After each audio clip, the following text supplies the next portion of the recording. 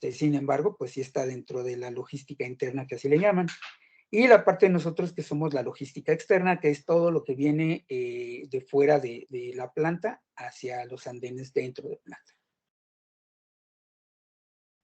Como les mencionaba, también tenemos rutas que son los overseas, que son las rutas marítimas principalmente. Son las rutas que traen materiales que nos envían de Sudamérica, de Europa y de Asia. Estos materiales, pues bueno, tienen un mayor tiempo de tránsito porque, pues, obviamente esos materiales se vienen en barco. Dependiendo la parte de donde vengan, pues es el tiempo que se va a tardar en llegar un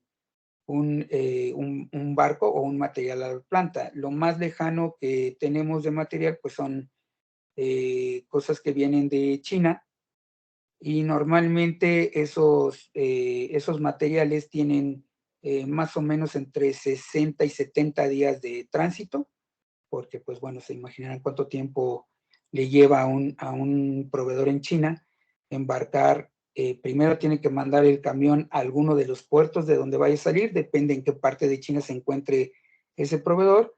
Posteriormente, pues el tiempo que se tardan en subir ese contenedor a los barcos, y después el tiempo tránsito del barco hacia la ciudad perdón, hacia México, ¿no? Estos barcos normalmente tienen un itinerario. Los barcos no cargan y no llegan directamente de China a México. Traen varios contenedores que vienen al continente americano, y entonces esos barcos hacen diversas paradas. Normalmente las paradas que hacen son en puertos de Estados Unidos, que es principalmente quien nos absorbe casi todos esos barcos que nos mandan materiales. Y digamos que de ahí los barcos van bajando, ¿no? Tal vez llega a Nueva York, después se va ahí a Florida, y después de Florida ya llega a Veracruz, y así, ¿no? Va bajando hasta Sudamérica, y de ahí el barco otra vez regresa. Entonces, por eso es que esos materiales tienen tanto tiempo de tránsito. Ahora, ¿cómo nos ayudamos nosotros para darle seguimiento a todos estos materiales, saber dónde están? Si el cliente me pregunta dónde están mis fascias, dónde están mis tornillos, dónde están mis motores, bueno, nosotros lo seguimos a través pues de lo que se conoce como las Enterprise Resourcing Planning, que no son más que herramientas que utilizamos para dar seguimientos. Principalmente son herramientas digitales. Estamos hablando de, por ejemplo, los portales que tienen el mismo Ford, por ejemplo, los portales que tenemos nosotros como Penske, vamos, todo este tipo de recursos electrónicos. Como les comento, pues, bueno, me imagino que ya por ahí tuvieron algún acercamiento con esto, de los Enterprise Resourcing Plannings, que pues básicamente son los sistemas que se utilizan para la planeación de los recursos, ¿no? En este caso, pues los recursos logísticos. Y aquí les estoy poniendo unos ejemplos de ellos, ¿no? Por ejemplo, esta es una captura de pantalla de la web interna de Penske, donde nos está señalando nuestros embarques, cuántos tenemos tarde, cuántos venimos a tiempo. Y bueno, obviamente cada uno de esos tiene ligas que si tú le vas haciendo clic, pues te va diciendo qué número de ruta, dónde se encuentra. Incluso en algunos tienen algunos ya vienen con los mapas, donde ya te va dando un traqueo de forma más, por decirlo, en vivo, ¿no? Y el otro, por ejemplo, es la web interna de Ford, que es donde nosotros vamos viendo qué materiales necesitamos tener en planta y cuándo. Entonces, esas son partes de nuestras herramientas que nosotros manejamos aquí en la automotriz para dar seguimiento a todos los materiales que llegan a la planta. Este vehículo, por ejemplo, tiene 3,000 partes aproximadamente. Entonces, pues hay que darle seguimiento a cada una. Si no tuviéramos estas herramientas, pues sí se podría hacer, pero sería muy difícil. Imagínense que tendríamos que estar teniendo una lista de Excel y todos los días estar actualizando la lista para saber cuáles de esas 3,000 partes están retrasadas. Entonces, eso en algún momento se hizo, ya no fue en mis tiempos, eso lo hacían la gente mayor que yo. ¿Cuántas Es, tienes? Yo quiero 2. Yo una. ¿Perdón? Ah, ok. Bueno. Entonces, bueno, estos servicios han ido evolucionando y pues ahorita estos son los que manejamos. Aquí les pongo un ejemplo de cómo han cambiado. Estas pantallas que les estoy mostrando son los mismos sistemas, solo que las pantallas monocromáticas son pantallas que todavía utilizábamos aproximadamente hace 3 años. Es lo mismo, la primera pertenece a la página o al intranet, por decirlo así, de Penske. Este LMS quería decir Logistics Management System. Como ven, era una pantalla monocromática, y pues ahora ya evolucionó a una pantalla que es mucho más amigable, que le llaman RPA, que quiere decir Road Parts Analyst, que no es más, es lo mismo a las rutas, solo que pues ya viene en una presentación mucho más amigable y mucho más fácil de buscar y encontrar la información, correr reportes, todo ese tipo de cosas. Lo mismo con el CMMS, que es el sistema propio de Ford, que quiere decir Common Material Management System, es donde nosotros vemos propiamente qué materiales son los que tenemos que estar moviendo y cuándo se tienen que entregar en la planta. Igual, la pantalla antes era esta pantalla monocromática, y pues ahora ya estamos evolucionando a una pantalla, pues como les repito, también mucho más amable, una pantalla mucho más sencilla de manejar, de correr reportes y de poder analizar esa información. Entonces, estos son como parte de los avances que hemos tenido en cuanto a los sistemas digitales dentro de la planta. También tenemos algunas herramientas digitales externas que nosotros utilizamos, pero que están abiertas, pues se puede decir prácticamente para todo el público. Son herramientas que si ustedes entran a internet las pueden ver. Si tienen alguna forma o quieren seguir algún vuelo, por ejemplo, pues está que es el FlightAware, que si ustedes tienen un número de vuelo, lo pueden capturar en esta pantalla y les va a mostrar en tiempo real en dónde se encuentra ese vuelo.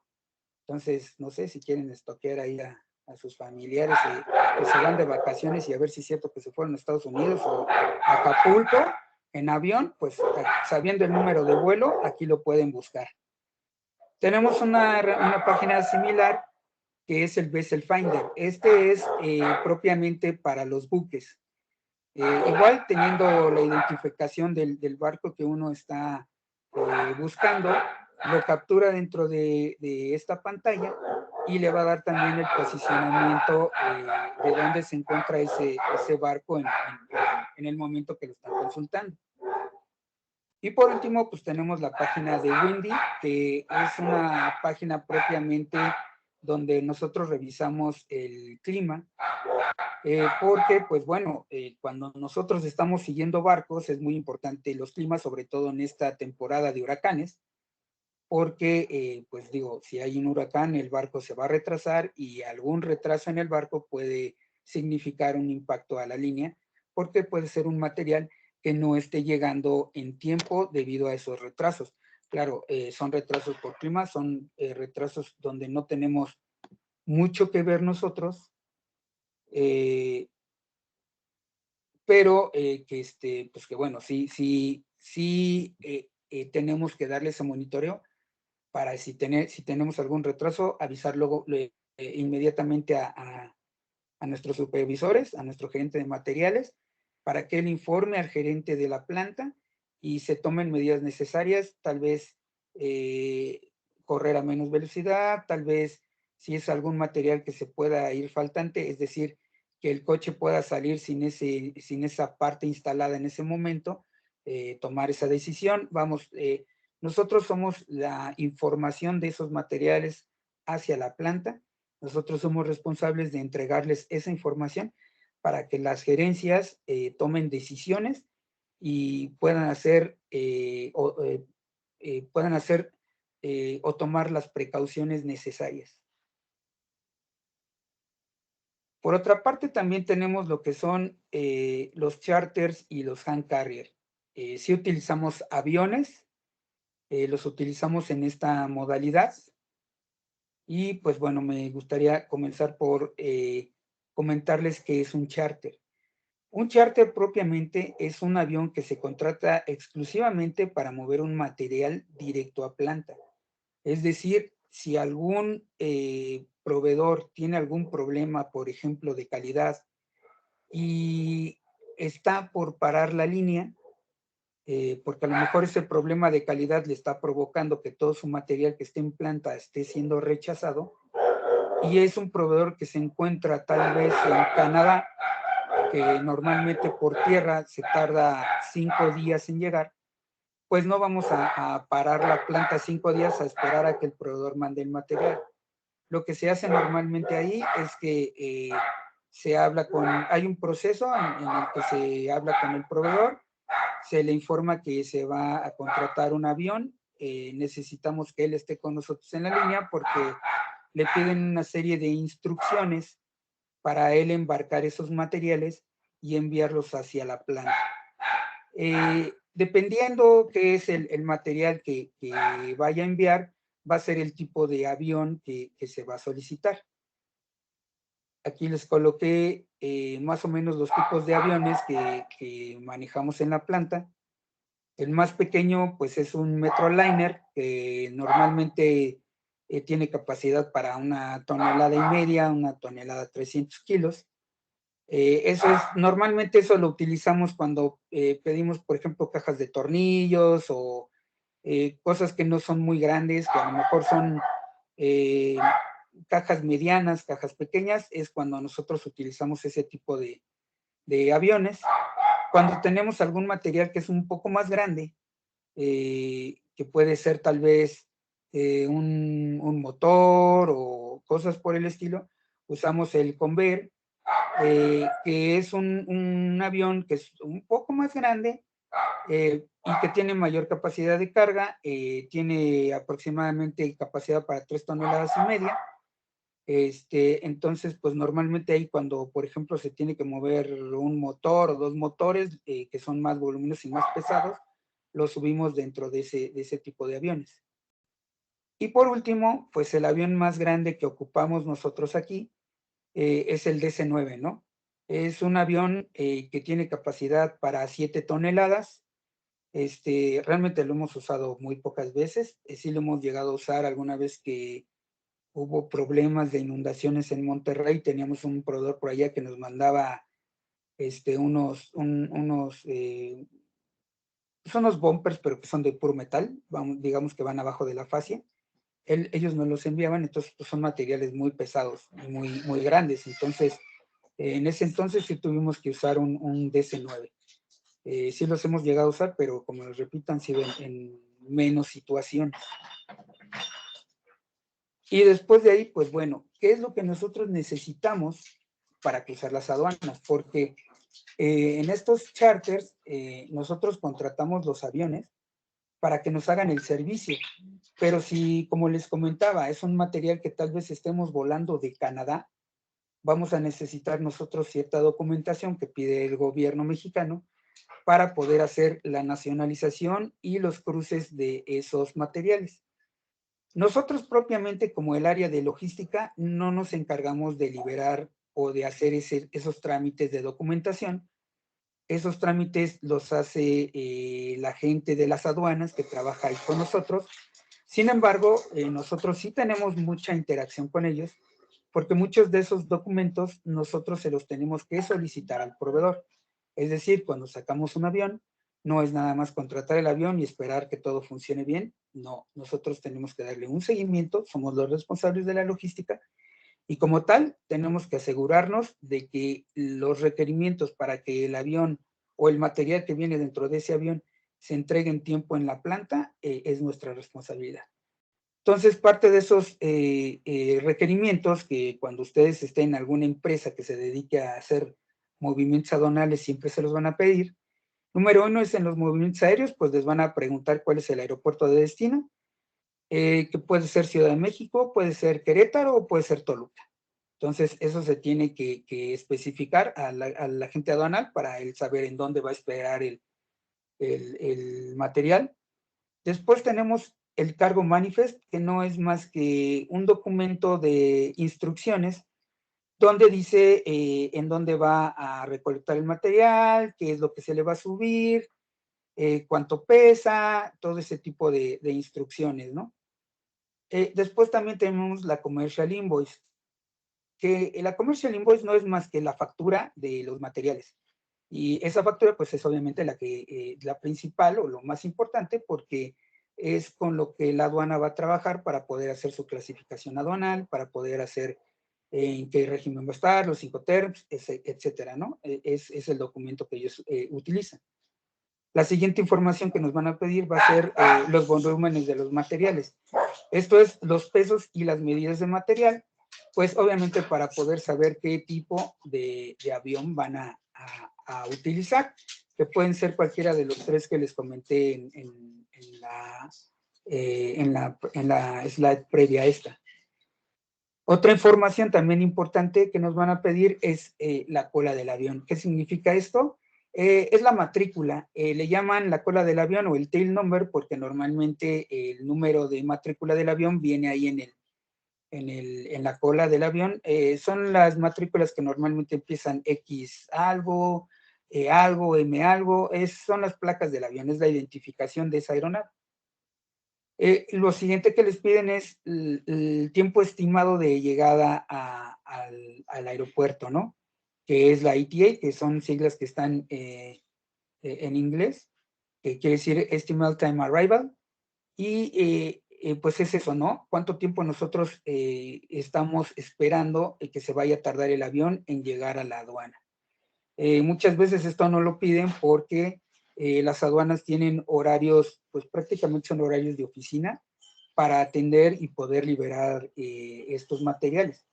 Si nosotros nos tardamos o los aviones llegan después de esos horarios, pues entonces nosotros tenemos que contratar un tiempo extra y eso pues se tiene que avisar desde antes para que se programe al personal y demás. Y por último, lo que nos piden siempre es la información del transportista que va a recolectar en el aeropuerto, es decir, una vez que se descarga el avión, tiene que llegar un transporte a recolectar esos materiales para entregarlos directamente en la planta, pero en los aeropuertos normalmente no cualquier transportista puede entrar. Tienen que ser camiones o transportistas certificados por el mismo aeropuerto. Y es por eso que nos piden esos datos, ¿no? El nombre del operador, las placas de la unidad y la licencia del operador que esté vigente para que le puedan permitir el acceso y puedan cargar los materiales y traerlos hacia la planta. Después de eso tenemos lo que es un hand carrier. Se los puse nada más así porque es algo muy sencillo. Es una persona que se le conoce como courier, que se contrata para traer un material directamente hasta la planta. Esta persona se sube en un vuelo comercial regular con el material y ese material es como si fuera parte de su equipaje. Normalmente esos couriers, bueno, hay compañías que se dedican exclusivamente a eso, a contratar personas que se suben en los vuelos comerciales y están entregando directo aquí en la planta. Básicamente le piden casi los mismos documentos cuando son cosas que son muy grandes. Cuando son cajas pequeñas a veces no le piden más que su pasaporte y su boleto del avión. Y esa misma persona pues va con el proveedor, recoge el material. Normalmente son cajas pequeñas o cosas que pesen normalmente menos de 25 kilos, que es lo que les permite cargar en un vuelo comercial. O a lo mejor hasta 30 o 40 ya pagando sobre equipaje. Pero son cosas muy pequeñas, ¿no? Realmente esta opción solo es para mover generalmente tornillería o cosas por el estilo, cosas muy pequeñitas. Y bueno, básicamente eso es lo que nosotros nos dedicamos a hacer aquí en la planta de Ford. Es un trabajo muy interesante, es un trabajo que todos los días